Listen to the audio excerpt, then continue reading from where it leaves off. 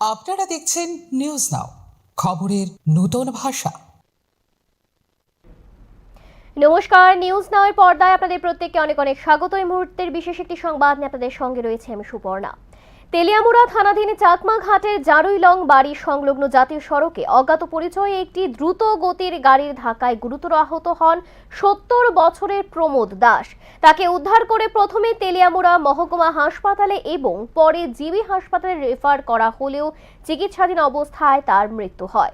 ঘটনার পর পুলিশ সন্দেহভাজন এক ব্যক্তিকে আটক করলে ক্ষুব্ধ এলাকাবাসী প্রমাণ ছাড়া আটক করার অভিযোগ তুলে রাত ৯টা থেকে প্রায় ১:৩০ পর্যন্ত জাতীয় সড়ক অবরোধ করে। ঘটনায় যান চলাচল ব্যাহত হয় এবং অ্যাম্বুলেন্সকেও বিকল্প পথে যেতে হয়। পরে পুলিশ প্রকৃত অভিযুক্তকে খুঁজে বের করার আশ্বাস দিলে অবরোধ প্রত্যাহার করা হয়। ঘটনার তদন্ত চলছে।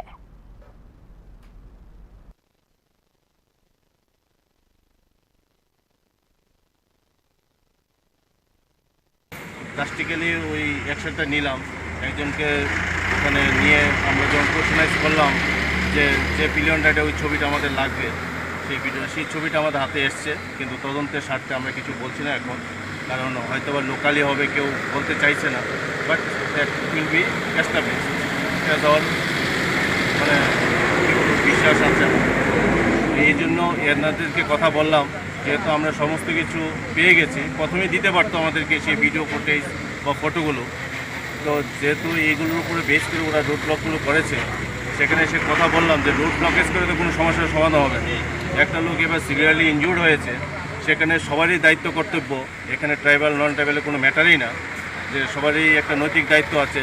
কে সেই অফেন্সটা করেছে, আজকে আমাদের হয়েছে, কালকে আরেকজনে হতে পারে।